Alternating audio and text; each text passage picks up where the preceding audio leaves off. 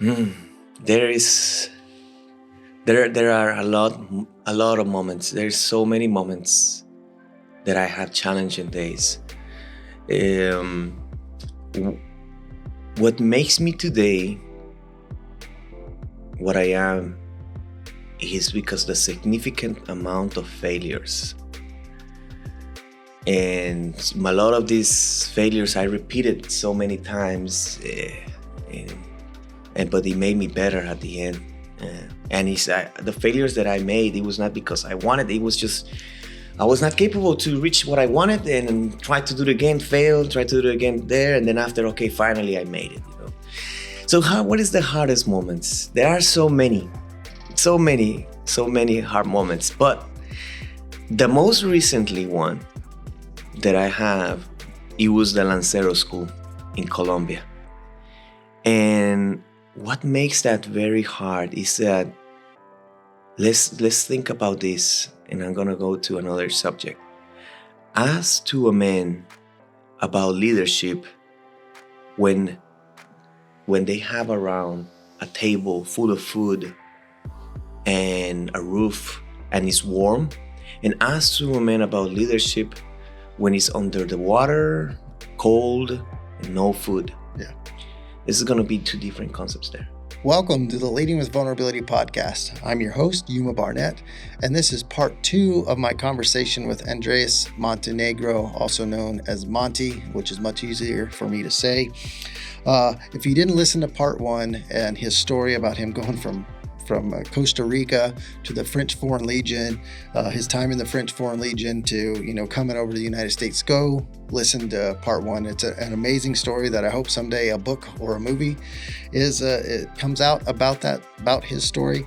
In part 2, we're going to talk about his time in the U.S. military and, why he's pursuing his doctorate degree now as he's transitioning out of service. Great story, great conversation. I hope you enjoy listening to it as much as I enjoyed sitting here recording it. And let's get on with part 2 of my conversation with Monty. And we're finally to the question that I ask everybody right up the front, what's your definition of vulnerability? If you've listened to this for the first 36 minutes, this is like the definition of vulnerability: leaving your country, joining a foreign military, learning a language, leaving that foreign military for another country. So I'll be really, and Monty's the only person that ever emailed me back and said, why vulnerability? I've never heard that. And I had to share some stuff with him. And I'm really looking forward to hear what he says his definition of vulnerability is. The definition of vulnerability. Okay. Let's not get into the scholar area, but vulnerability, the moment in which a person, a human, is going to share a personal moment in which can be conceived as a hard moment, in which that person is showing some type of weakness. Vulnerability. Oh, I love the way you say that. Yeah, it's a hard word for me. Vulnerability it's interesting for me because there is a time and place where you are going to show that. Correct. If you are in the French Foreign Legion and you show vulnerability, you're going to pay really, really bad. Right. Extremely bad. You can show that to people that really care about you, right? That loves you.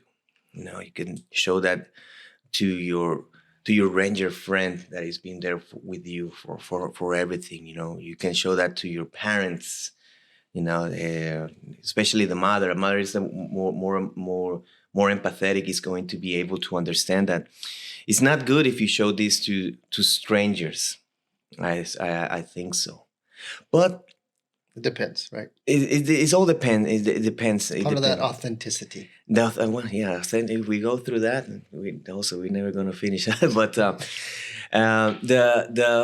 it is important to show vulnerability in the right moment, because that is going to show that you're a human. Correct. And there's going to start to build that connection in between the people, especially when you're a leader. And you show that, it's going to be, okay, this person actually understands what is pain, or understands what is complexity, and it starts to build a better relationship. Yeah. It is interesting that I never thought that that my first 36 minutes here shows a lot of Vulnerability. I was thinking more like resiliency, I would say, or Both, yes. or adaptability, kind of like a chameleon. Yeah, all of the above. All of the above. So, but yeah, it's complex. I went through a lot, and but there was a thing like I always, the persistency of a goal, of a dream. I do believe if you want it, you can get it. But things that are, I believe in that. But things that are factual, that are real. I want to become a lawyer. Good things, positive things. It's different if you just want to become. I want to become a millionaire. Yeah. But for what ends, right? What ends? Yeah, and if it is just for the fame and you're gonna be or just because you want to have a Lamborghini outside, I don't think you're gonna be rich. You gotta put the things in place with the natural law. Yeah. In this world, and things that are positive and good, and if you work on it, you're gonna be able to reach it. Yeah, I agree. Love it. All right, now let's go on with the most interesting man in the world. If Dos Equis is watching this, here's your next guy. So you joined the Army. Mm-hmm. What did you join with an option 40 contract coming to the Absolutely not. So how did your path to the 75th? It was very terrible, unfortunately. So I didn't know nothing. The only thing that I knew, it was about 82nd. Okay. That was the only thing that we know, because over there in the Legion, we watch Band of Brothers religiously. Is the Legion airborne? Yeah. It's not. Imagine the French Foreign Legion is like an entire army. So you have the paratroopers, the gotcha. second rep. Gotcha. Okay. And very interesting. One day you should check about second rep. Is that unit wanted to do a coup d'état back in the 60s. They wanted to go jump. They have all planned jump in Paris. They wanted to kill Charles de Gaulle. And all of this is because of the Battle of Algiers. Oh, man. Yeah, but that's another story. Yeah, too. See. I met some people that they were involved with that. Yeah, I was able over there. I was able to meet people that they were in the Second World War, and they were in the Indochina War also. Oh wow! They were Nazis back in their time when they were young. But that's another story. So I received I entered to the Army. Well, I went to basic training. I really went very hard, very strong, very aggressive and violent. The drill sergeants, they were so happy because I think I gave to them. Those guys, they work hard. Yeah. They work hours. You're kind of a finished product already. Yeah, right? Not finished product, but in the process. You're one of those guys that had to hold back instead of push forward. Right? They did not hold me back. Yeah. Because you know what I gave to them, and they were very thankful. I gave them time. Yeah. Oh, yeah. Because I was doing everything that they needed to do. I was doing it. I was giving discipline, to the privates. I was giving a lot of discipline to them. So they were all the time. My platoon was always very, very square away. We're gonna say it, very, very good. I wake them up. I did everything that the drill sergeant needed to do. I did it. During that time, I was sleeping maybe like 3 hours a day. That's it. Because I was checking the fire guards. I was doing everything. Even they took it, not advantage, but it's like, hey, do you know anything about Microsoft Excel? I said, yeah, a little bit. Can you make this, put the names and numbers and all? I was doing that for them too. I was doing everything. So one of them at the end, he said, thank you so much, because I was able to wake up a little bit late now, because they are there at 4 a.m. Oh, yeah. So they say I was able to wake up at 5, come to work at 6. I was able to leave earlier. I was able to see my family a little bit more, 1 or 2 hours more. And that was thanks to you, because you were just doing everything that we needed to do. And they were very happy. They were extremely happy. And But they said that to me at the end. During the whole entire process, I liked them because they were really weird. One had like, he was a very angry guy, and the other one was really, really weird. And it was good. It was good to have. It was good to have them. Yeah. They never show any emotion to me. At the end, it was when That's good. they open up and says thank you for everything. That's awesome. And then from there, they said we have something. We have done something for you because you're going to the SF selection. So I'm like, what? SF selection? He's like, yeah, you're going. And I'm like, yes, drill sergeant. But I didn't ask, so I just said, send me to that, whatever it is. So I went there, and as soon as I got there, like, this is the Green Beret selection. Yeah, it was the Green Beret. Like a week later, I was dropped. I was dropped because English no bueno. Oh.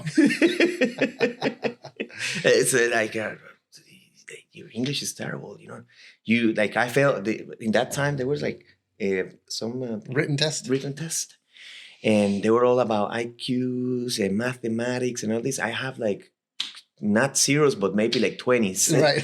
From 1 to 100, and it's like, man, you need to go to school. And I'm like, well, I stayed there. And then after that, I waited there in that camp like for 2 weeks, and I end up in the 18 Airborne Corps with the LERS unit. I didn't know that they were very famous for the regular army. Yeah. It was really, really, really famous. But unfortunately, there was a big disappointment also. So everything was going bad for me internally because I saw a lot of mediocrity. Yeah. And then when I went there, I am sorry, but I know there's always good soldiers. They're amazing. There are soldiers that are better than me. That's a fact. But I went there in a really dark moment of that company, and when I went there was really bad people there, and the bad people that I'm trying to describe, it was very selfish people that they were taking advantage of a lot of situations. They were taking advantage of soldiers. They were taking advantage of the system. There was absolutely no discipline. There was a lot of issues, and there were people there. I don't want to say that it was everything. There were people there. I have a boss, a very good boss, and I have another guy who actually he went to Delta Force and stayed there. There were some good people, but the good people we were watching. Few and far between, yeah. But we were watching that there was a problem. There was a problem, and they left, of course. Yeah. And those guys that were around me, they went to the Green Berets or they went to Delta Force, and very successful. Very, very successful. But they knew that there was a problem there. The platoon sergeant that I had, a great guy, excellent guy, always worked hard. He always supported me. It was great, but there were so many other variants, we're gonna say, around that he was trying his best to fix it, but it was bad. It was bad. He suffered a lot too. He was a great guy. I think he just retired, and he's a great guy. He supported me. He was one of the best guys that I had because he believed in me, and during that time I was suffering a lot of anger. So I was very violent with the privates. I was a private, so there was not a problem, So I was very violent with the privates because the privates they used to come like not shaving, not prepared. Yeah, they were very undisciplined. Yeah. And so it was the guy who went to Delta Force, and then this platoon sergeant they came to me and said like, "Hey man, you need to go to Ranger Battalion. You don't belong here." And the Delta Force guy, yes, he's like, yeah, this guy, he was he used to be on 175. This guy, excellent guy, one of my best friends. And he said, "Lamonte, yeah, you need to go there. This is your path." And so they made the paperwork, they make everything, and then after that they sent me here. I was able to deploy with the LERS unit. Actually, I went to something very different. I went to, in that time the U.S. Army was very involved with Eastern Europe. So I went to Kosovo for 9 months. Okay. But it was interesting to be there because I saw all the problems that they have between the Serbians, Albanians, and all of these, and a lot of their problems are really. I think they just need a leader to educate them there because they are fighting for nothing. Yeah. For nothing. They're putting a lot of the things based for religion. I can't forget because you remember this and I'm gonna remember this at this age when it was the Falcon Wars over there. So there is a lot of also that's something that you can't erase. There is a lot of issues in between the Croatian, the Serbians because they did really terrible things in between them, horrible things. So there is a grudge there that is really really hard. But I think hopefully one day they're going to be able to calm down and they are very similar, all of them. They have a lot of similarities. I wouldn't be able to say this in front of them because they will hit me because it's like never compare me with an Albanian or something like that. But they have a lot of similarities, Yeah. But so it was nice. I work a lot there with the French army actually. So I was a translator for the American army, and it was good. It was good. I had a good time, and I was able to do really great things there. I have two bad things one bad thing that happened there, but I think that person who made that problem, I think he really regretted what he said in that time. But yeah, it was. If you want me to share it, No. or we'll go. Or you want me to continue because I said your path to the 75th. Yeah. So. No, well, so after that one, I came here and I came to RASP. After all that, After that deployment, and they made right away the paperwork, and I came to RASP and I went to RASP.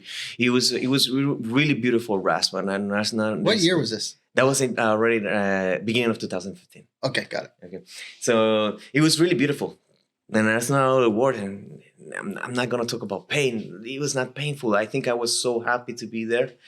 I was so happy to be around people that were so volunteer to do things.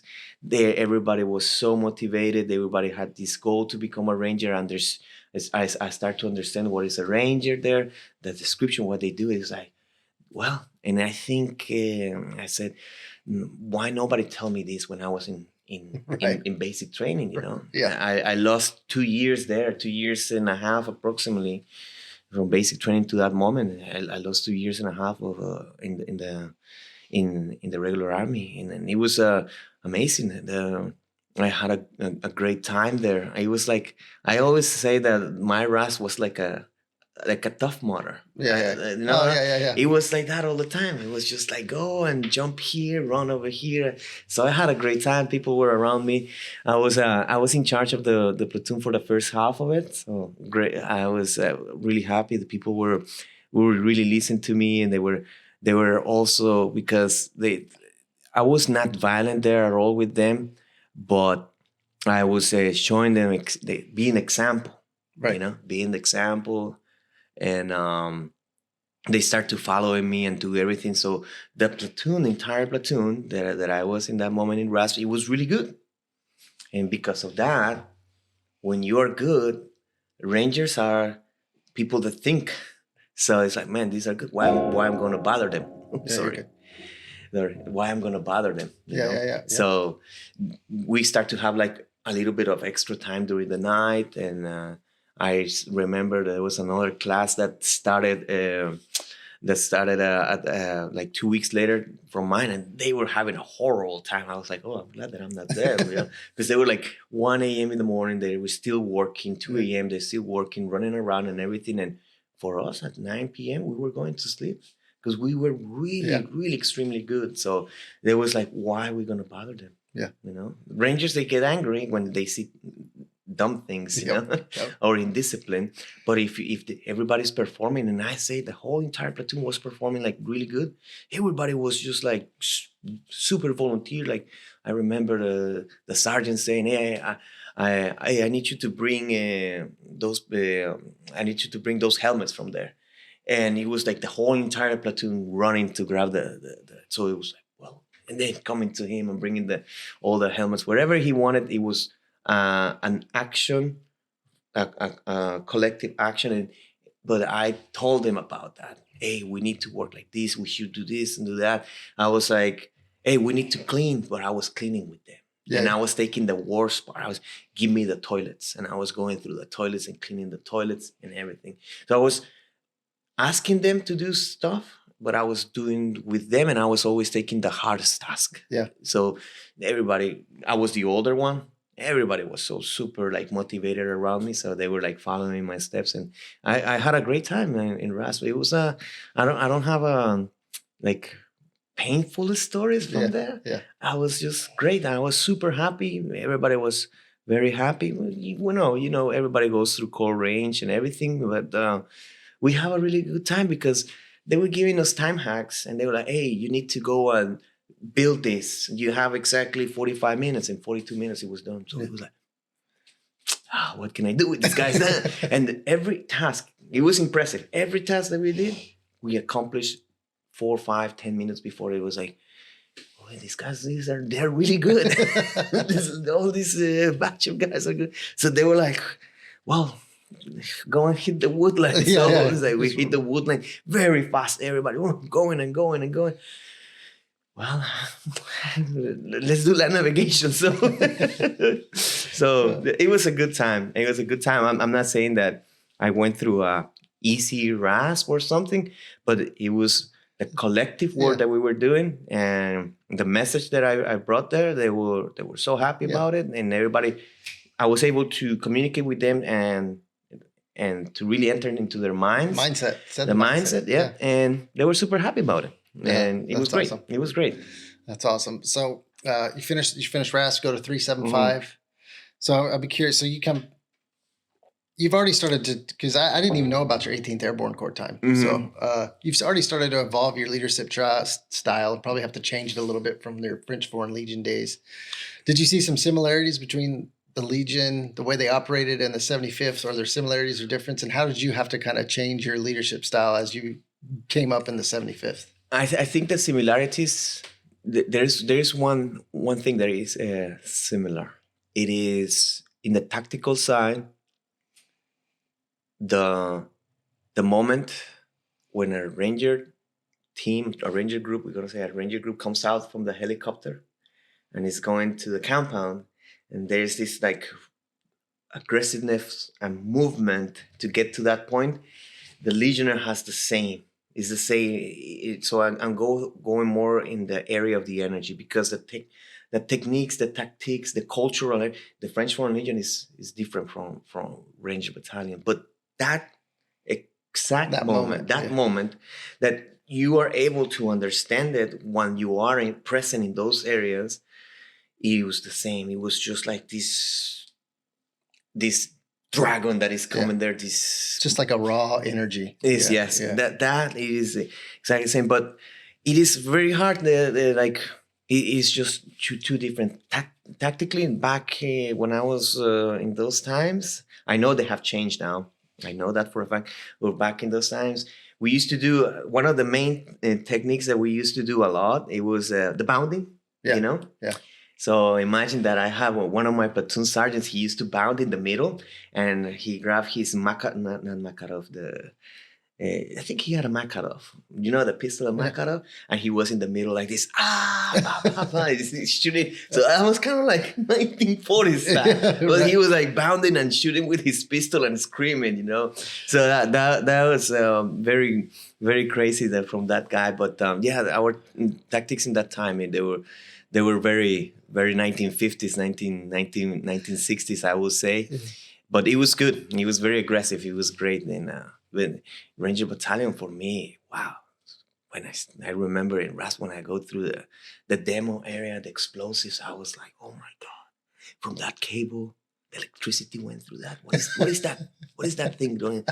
Oh my God. I was surprised about it, you know. And then when I started with my time with 375, I was like, well, finally I'm gonna become again an infantryman. And then after, the people that they were around me, they polished me. Yeah. Okay, so I was already like, okay, this guy's an infantryman. It's a piece of rock, but now We're gonna shape you. We're gonna make a form from you.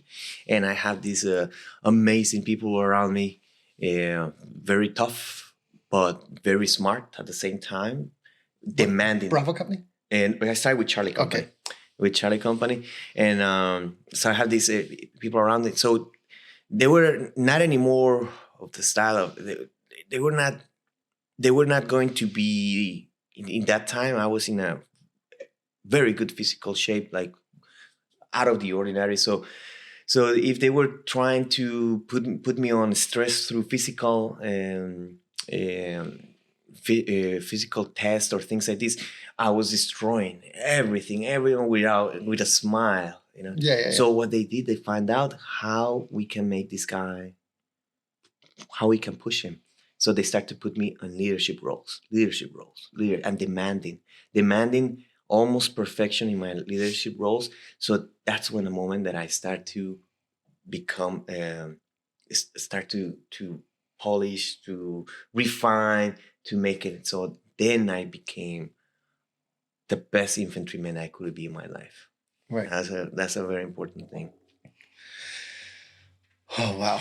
There's a lot there. There's a lot. It's good, though. It's awesome stuff. So how many years did you spend in the 75th? So I spent from 2000. Tomorrow's his last day in the Army. Tomorrow's my last day, actually. Yeah. So from 2015 until now, 2023. Yeah. And then I had 2 years and a half with the 18 Airborne Corps. Yeah. And then but it's 2 years and a half combined the basic training, the hold that I have with the SF. Because they keep me there like for 2-3 months. Oh yeah. They wanted me to clean all the time. Did you clean the toilets, man? They love me here there because it's like, you are going to take care of this security of this area. I was like, this all serious, and putting people through. Oh, wow. And they keep me because of that. I know that. They love that I was taking serious everything, and so that, and then with the Legion, I have like I think 18 years, almost 18 years of military life. Yeah. Yeah. So the next question that I ask most of the guests that come on, especially those that served, is it can be Legion time, 75th time. Mm-hmm. What was your most challenging day in a military uniform? There are a lot of moments. There's so many moments that I had challenging days. What makes me today what I am is because the significant amount of failures. And a lot of these failures I repeated so many times, but it made me better at the end. And the failures that I made, it was not because I wanted. It was just I was not capable to reach what I wanted, and try to do it again, failed, try to do it again there, and then after, okay, finally I made it. So what is the hardest moments? There are so many hard moments, but the most recently one that I have, it was the Lancero School in Colombia. And what makes that very hard is that, let's think about this, and I'm gonna go to another subject. Ask to a man about leadership when they have around a table full of food and a roof and it's warm, and ask to a man about leadership when it's under the water, cold, and no food. Yeah. This is going to be two different concepts there. Things are going to be different. I am always going to listen more to the one who is going to be there, in the one who is suffering. Machiavelli, the Prince Machiavelli, he said that someone who comes from wealthy lifestyle and they give him a leadership position is gonna take it. They're gonna give it to them for this person, but they are not going to be able to stay so much time as, for example, someone who comes from the grind, from the poorness and everything, and gets to that position. That person is going to stay there for a longer time. Yep. So With the Lancero School, well, the reason I said this example is... 1 second. Yeah. Lancero School, for those who don't know, is the Colombian version of Yes. Ranger School, and we send Americans, a lot of guys from the 75th will go there that are Spanish speakers to kind of represent this course. We've sent a few guys over the years. Over the years, Yeah, it's yeah. not. So, It's for not, context. It's not a lot. It's not a lot with people. I was the first one who graduated, I think, since 2004. Yeah. The SF, the seventh group, they send like one yeah. or two per year, but it's something that people don't go there because of the fame. It was actually to go a little more in depth. It was Colonel Puckett, Medal of Honor. In 1955, he said, "I want to do a real jungle warfare for the Americans," and he went to Colombia. He made it. He built it by himself with the Colombian army, the whole entire concept. He stayed there for a long time, and then after he left it to the Colombian army, and then after the Colombian army, they made it really special. Yeah. There we go. Now you know what it is. Yes. So it is the examples that I was giving before about poor and wealthy and things like this is because of this. If I did Lancero School when I was in the French Foreign Legion, I would go through it without no problem. Not without no problem. It's always going to be challenged, but I will go through it. But going at the age of 38 is a really different ballgame. Yeah. I suffered there. I suffered hard. They made me suffer, and especially I suffered the things that got really bad. I cut my right eye really bad, and I made a hole in it in my right eye. Today I see a little bit blurry from my right eye, but that happened in the middle of the course. The course is 3 months, and that happened like a month and a half approximately. And when that happened, it was serious because I could lost my eye. I didn't lose it, but the moment everything was perfect. There was humidity, jungle, dirtiness. There was it was really dirty where I was. We were dirty all the time. And so it's like it was perfect for me to lose the eye, but I took the decision. Maybe it could be not the smartest one in that moment, but I came to them. It's just like, we're gonna send you to the United States, and he says no. I got into my knees and I actually showed vulnerability, and I made like this, like, please, with tears, and I said, I'm not gonna go back to the United States. I need to finish this. I have to finish it. This is it's a one-time thing in my life. Everybody who goes there from the United States, it only goes one time. Right. If he doesn't make it, he's not going to come back. Because it's not, there's no moment, it's not easy. It's going to be hard from day one. And, so yeah, he said, well, you're going to do this. You need to sign a paper here that you are responsible for what is happening, that we push you to go back to the United States. Because it's a problem. They have to have good relationships with the United States. But and they were like, well, go through it. And that happened, like I said, in a month and a half. And I have the other time to go. And that made it really hard. Then you feel very vulnerable. Yeah. Because not only you're suffering physically, now your eye is you're about to lose it. And I was walking in the jungle.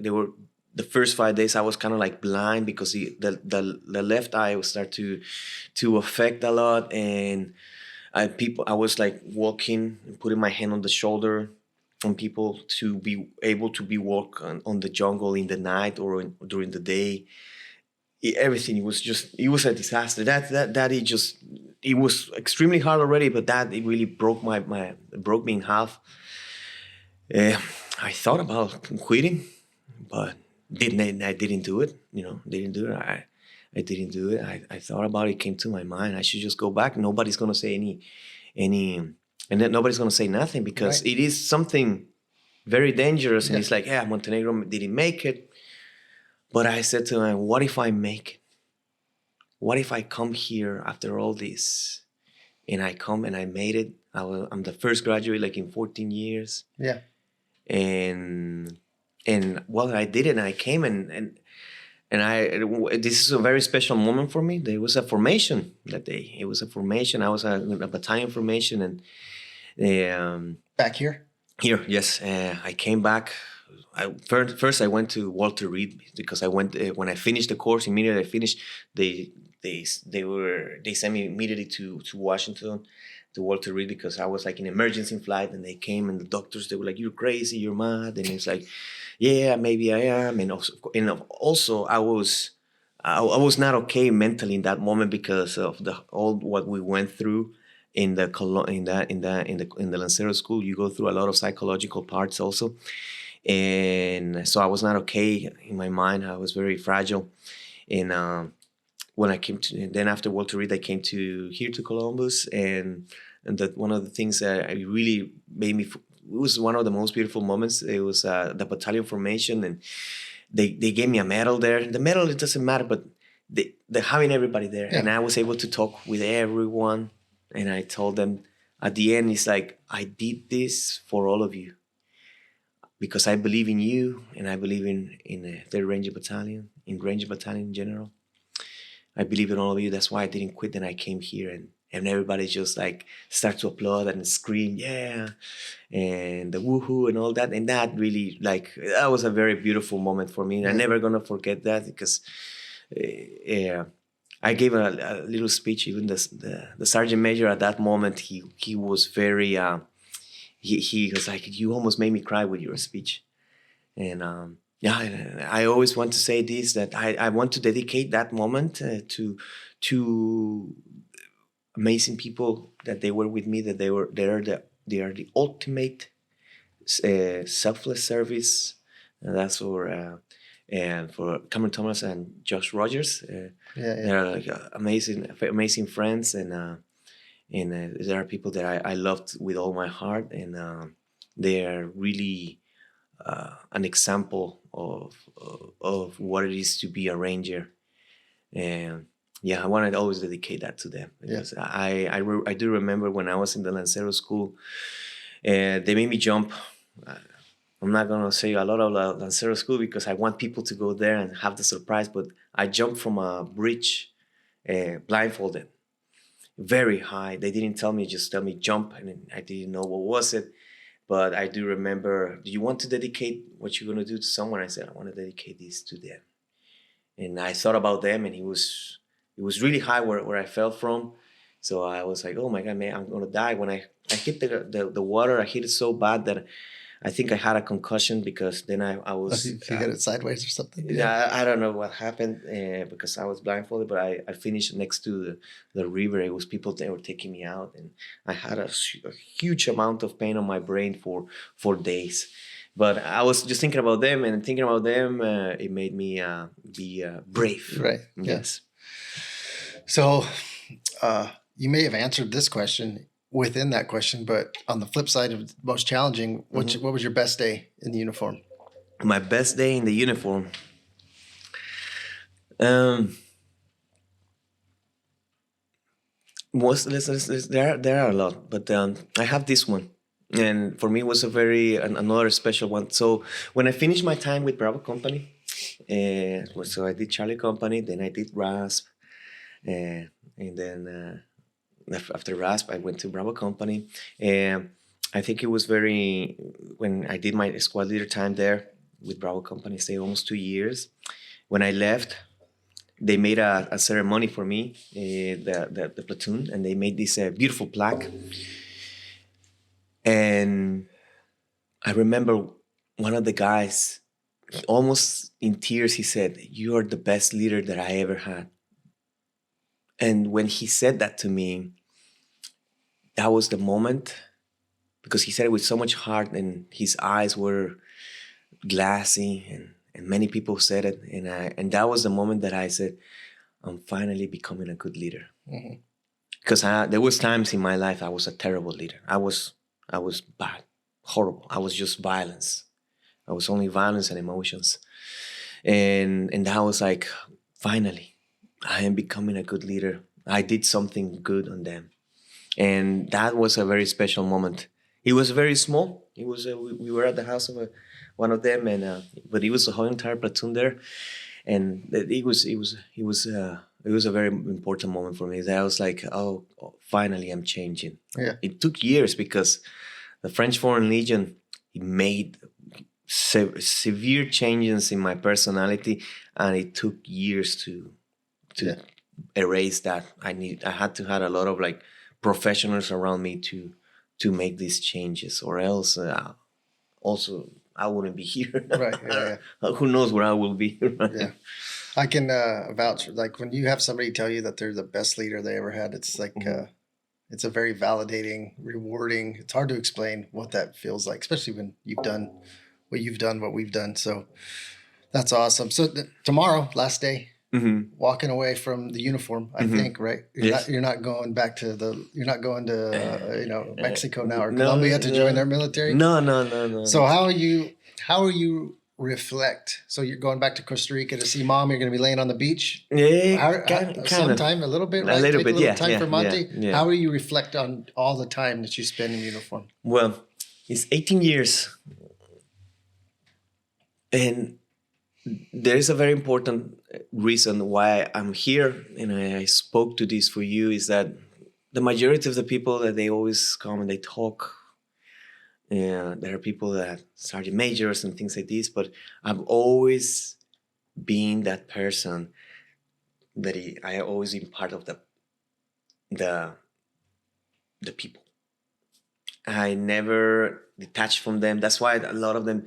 That's why there's a huge public of Rangers that always they have me in their heart. Right. They always like supporting me and everything, because I always stay there in the middle, because also in the position I never became a platoon sergeant. Platoon sergeant is still very in contact with the guys, of course. But once you become first sergeant, it starts the theory of the lonely leader, you start to become alone. You were a first sergeant, so it's like, so I always stay there in the platoon sergeant, and with the squad, with the platoon, and I did that all around. And I also I was able to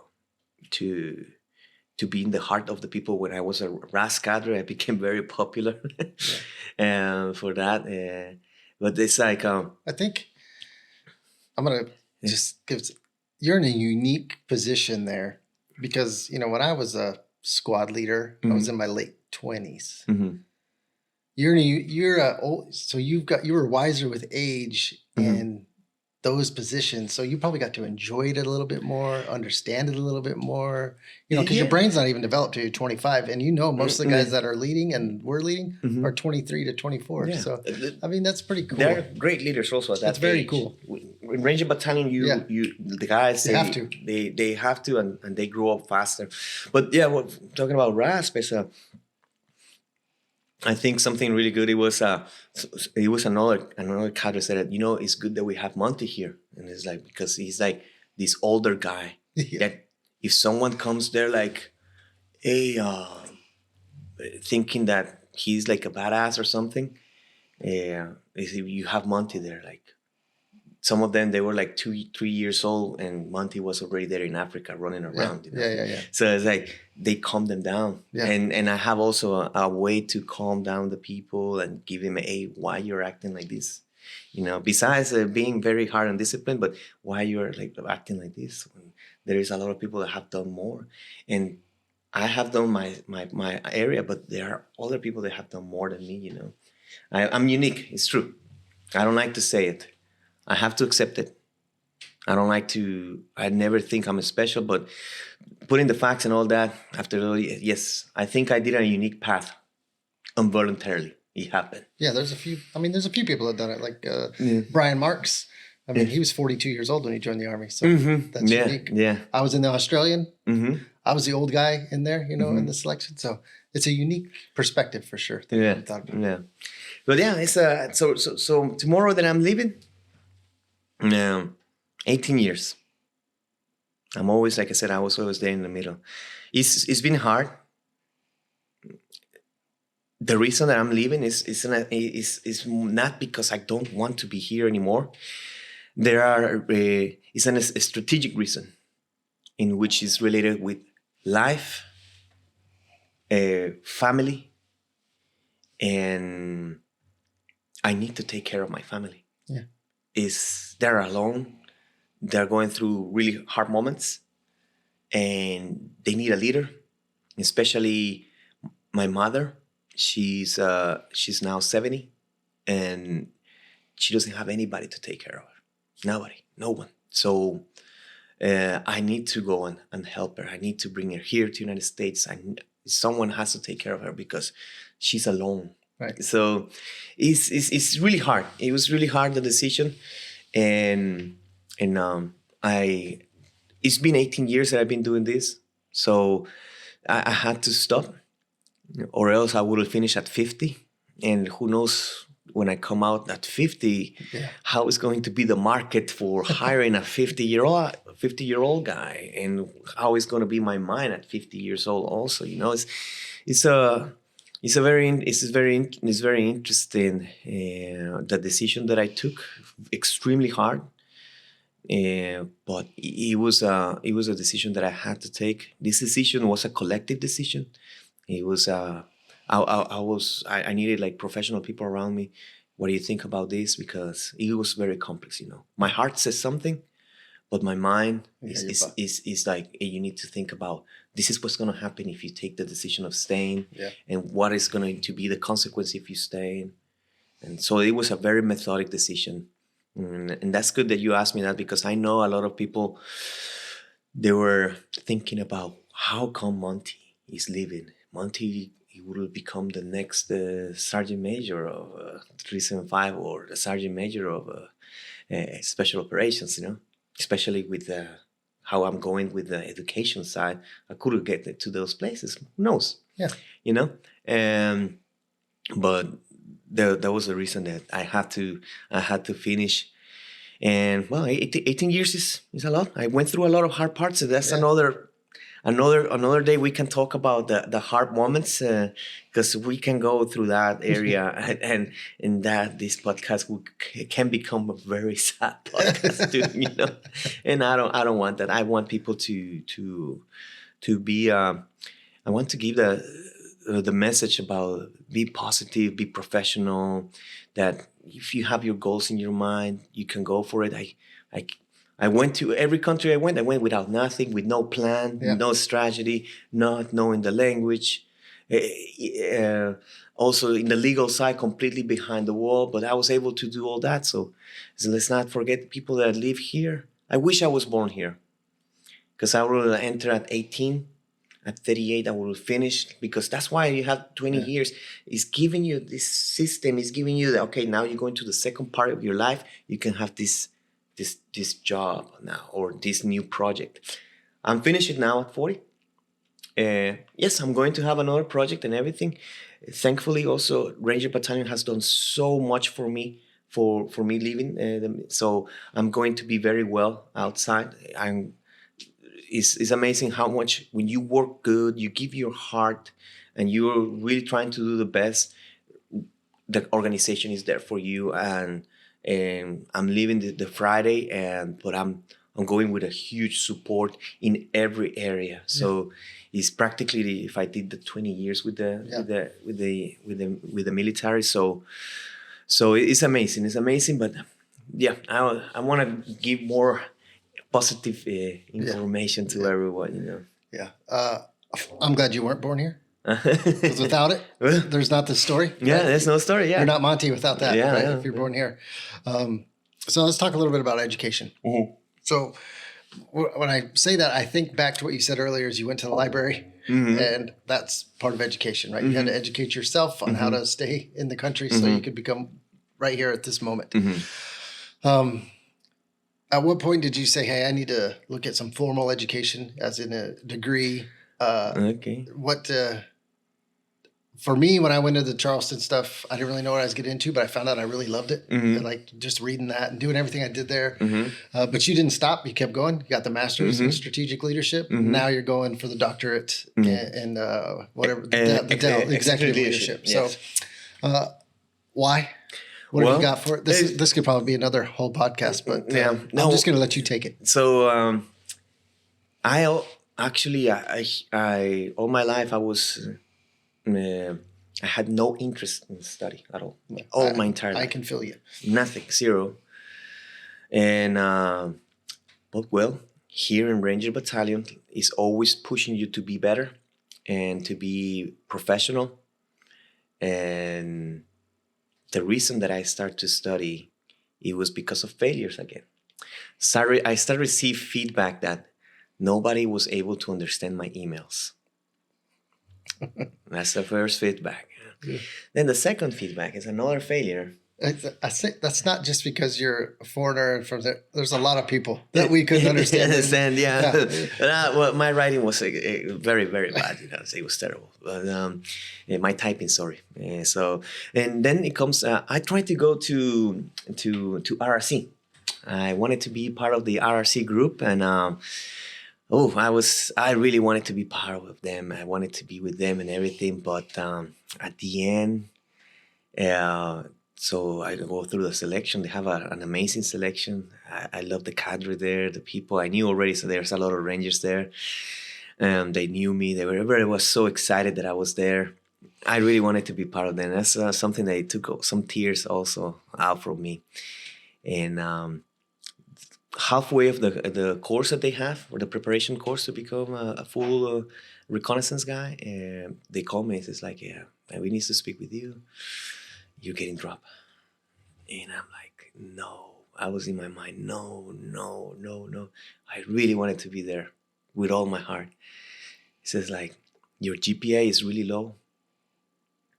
And but the captain that was in that moment, very professional, the way he was explaining everything. There was absolutely nothing wrong that he said. But at the end, in few words, it was like they were not able to understand what I was writing, because there's a lot of writing. Yeah, a lot of writing. Yeah, there's a lot of writing. There's a lot of typing, and they were not able to understand nothing. It's like, I'm sorry, we don't have time to teach you. It's like, and I understand that, they don't have. It's not a English school there, Yeah. So I gave the thanks to them. I gave the thanks to everyone, because they made me in the 2 months and a half that I was there, they made me such a great soldier there, because they were pushing me. There's actually, when I went there, they were doing this, how can I say this? The program normally is 9 months. They wanted to do the program condensed. for 5 months. Yeah. So we were working from Monday to Sunday. It was intense. It was just task after task. And here, I became so good. I was amazing. It was amazing. I love how they were doing it, how they were pushing everybody to be a better soldier, professional and everything. It was amazing. I don't have absolutely nothing wrong about them. I always gonna love that place. I love the people that are over there. But they're not gonna have time to teach me. So when I came out from there, Bravo Company find out that I was dropped there immediately and say, like, come here, man. We need you to come back to the line. And I went back to the line and I started Bravo Company. But immediately when I was there, I was like, yeah, I need to really make a real change. And I started with the bachelor's degree. Once I started with the bachelor's degree, I finished the bachelor's degree. I was able to see, sometimes I go and I see things that I wrote in that time and oh my God. I really believe the professors, they were like, yeah, man, we are dealing with someone who doesn't know the language. It was terrible, absolutely horrible. But I made it through, I made it through. I had maybe a GPA of, it was at 3.3, I think so, at the end. And I passed through it and I said, like, I still feel that I'm not good in this. I'm not good in this. It was not so hard, the bachelor's degree. Yeah. And I was like, let's go for the next one. So I said, I'm going to do the master's. Immediately I went to the master's degree. And, working, being in the line, everything, going on deployment, doing that. I did not care about if I was going to sleep or not. Maybe I was one of the few guys, besides the captain, sleeping 4 hours a day. And the first sergeant, I was just going and going and going, training everyone, going through everything, going and going and going. And I finished the master's, and I actually finished the master's with honors. I have a 4.0. But I'm like everything that I do in my life, I try to go to the highest, to the best. Everything I always tried the best. Why not? Why not do this course? Yeah. Okay, let's do this. Why not here? Why not there? Let's go to the Legion. Let's go to America. Let's do this. Let's always try to do the best. So I said to myself, you know what? I'm gonna get into the PhD. This is going to be really gonna make me two things. I said, one, it's gonna open my mind. It's going to really start to see the big picture and the sense making and the cognitive thinking. And then I'm going to be really able to communicate in a good way and type or write in the way it needs to be done. The reason I'm studying and doing all this is very simple, because the future projects that I have and I'm have in mind are going to be indirectly related with the safety and security of the United States. I'm looking towards to make an impact again, because now is the second part of my life. Now new projects.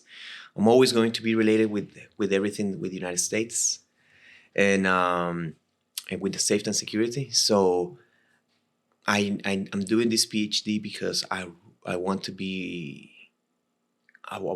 really think beyond everything. I want to make changes.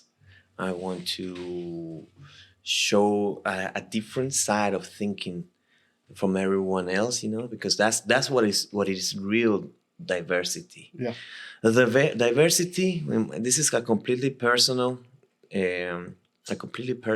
thought. I'm not gonna get into books. The diversity is not like your color or skin. That's not for me. The diversity is what is in your mind, what it brings to the table. Correct. That is the real diversity. So the diversity that you come from the south of the United States, and the way you grew up. My diversity that I come from different countries, different languages, and all of this. So I want to bring a really different perspective of things. That's why I study so much, because I'm really aiming to go to the highest. If I can't go to, for example, any organization, I'm going to look for the highest positions. And if I'm going to be there, you are going to see a difference from day one. I'm going to be different from everyone else, not calling the attention, but you're going to see there's going to be a difference with me. In that GNC, when I was in GNC, I had this thing that nobody did it. I used to go and say good morning to everyone, to every single one. And at the end, everyone was talking to me, because in that, I remember at that office, they have like the separations. Yeah. Nobody was talking with me. It's like, what is this? It's like, I was also like, why not people are talking in between them? What is the problem here? Why? What is so hard to go and say good morning to everyone? So I used to go and say good morning to everyone. And then after, when I saw for the couple of months that I was there, like 8 months, 6 months that I was there, everybody was talking about it, and everybody was talking with me, and I was telling the stories. And I remember when I left, there was a couple of people that they were actually crying. Uh-huh. They were like sad when I left, and it's like, so I made a change to say that type of change, and that's not that type of difference. And it's the simplest thing. Simple things, yeah. Simple can make a huge change. Can make a huge change. But I'm aiming for big things. So that's why I'm studying here, because I have done almost everything except halo jump or scuba diving. Yeah. The school. I haven't done those two, but I have done everything physically and mentally that you can imagine. Everything. I have done everything. I have put my body through so much pain and my mind so much hurt. Then I said, well, now it's time to train my brain. Yeah. And now it is the real training is with this PhD. Yeah. It is complex. It's hard, yes, of course it's hard, but I'm so motivated that it is not hard. Right. But the complexity is huge. And I like it, because that's what is making me smarter. I start to see different views, opening. So that's how you train the brain, by reading. You don't need to go to a college or university to be educated. just grab books and start to read and things like this. That's what is gonna make the difference. So yeah, that's the new part is going to be you all of you are gonna see me, but in a different area. Yeah. I'm gonna start with something small. I want to start with something small, and like this, I'm going to be able to study and finishing my PhD. But once it's finished, before it's finished, I'm going to look for the really important places. So you're gonna see me around, but in a different way. That's awesome. So, man, so much stuff we could talk about here. Yeah. Right? We'll bring you back for sure when you're Doctor. Mm-hmm. You're Dr. Monty, Mm-hmm. and discuss some more. So, last question again. I want to ask of everybody. Mm-hmm. If you could go back to your 18-year-old Mm-hmm. self and give a piece of advice, what would it be? So what I will do is, because remember that I almost at 21, I was studying when I went to the French Foreign Legion. So I will go back and I will say to go to the Legion at the age of 18 and start at 18 and go. And I will not change everything that happened. I will not change the destiny. Things are the way they are. And I will try to make another change. If I could go back and save my friends, I will do it. But life is so strange. It wouldn't be them. It would be other people. Maybe, I don't know. That's a very, very, very hard subject to talk and very difficult. But if I was to go back, just start at 18 instead of 21. So I would have a little bit more time and spend more time in the with the Ranger Battalion. But even I went through hell multiple times. I went through really bad moments, and I would not change it. Yeah. I will not change it. I have to go through all that to be what I am today. Yeah. And I wouldn't become with all of these bad moments and good moments. I would not change it at all. It is what it is. There is a reason why I go through all this hardship in my life. I believe there is a reason why I'm sitting here today, and later on you're gonna see me in another area doing other things. And yes, doing this the way I am and everything, there are some gives and takes. There are some things that I don't have like other people they have. But it's I will never change it. Nothing. I will continue going to the French Foreign Legion just in an earlier age, and just go for it. No change for that. I think you can have. I'm pretty sure that there will be a lot of wealthy people who would like to live what I lived through. Yeah. The emotions. Yeah. That's why I always said there was one time someone asked me, well, what are you proud of? Many years ago, and I said because I'm rich. Rich about money? You're like millionaire? No. I'm rich in experience, and that nobody, anyone, will be able to buy it. That's right.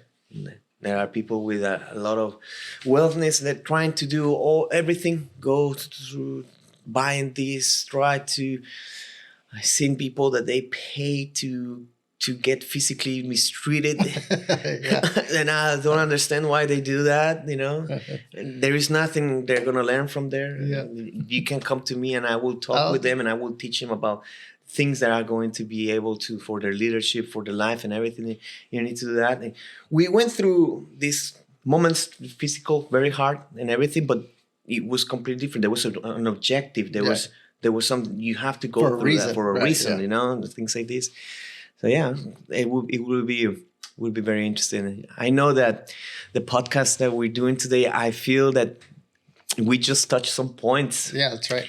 If we were to go through me, it takes time. It takes it takes a lot of months. And I will say, I have a very good friends of mine that they know about my story, and I will say that it will take them say, well, I think if we take all the life and we try to talk about the Monty's life, it would be like a month. It's a lot, you know. But and the last one thing, and I will say, is that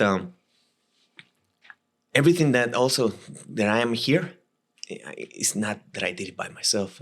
As you hear in the stories, there's a lot of people that help me, and a lot of people support me. So many, so many. So this is a collective effort from people from all around the world, from the United States, from 75 Ranger Regiment, even from the regular army, that I am here because of these people. They believe in me. They knew that I wanted to be something different and something good. Yeah. And so it's a collective work. It's not everything is by myself. And remember, even Elon Musk over there, that he's a millionaire. Yeah. He's there, a billionaire, sorry. He's there not by himself. He has teams that helped him to be where he is. You can't do that, everything by yourself. You know? Absolutely. Yeah. Absolutely. Well, I appreciate you coming on here. Hell of a story. And I think you said we only hit like the wave tops of every subject area. Good luck to you on your transition on the other side of the uniform.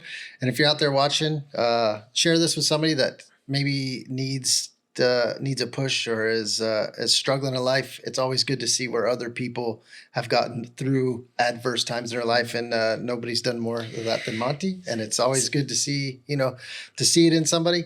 And I think you make the most powerful point there at the end is nobody gets anywhere alone. Nobody got there alone, and if they did think that, they're a narcissist and are lost. But like, share, subscribe, and thanks for listening, and we'll catch you on the next episode. Thanks, Monty. No problem. Thank you so much.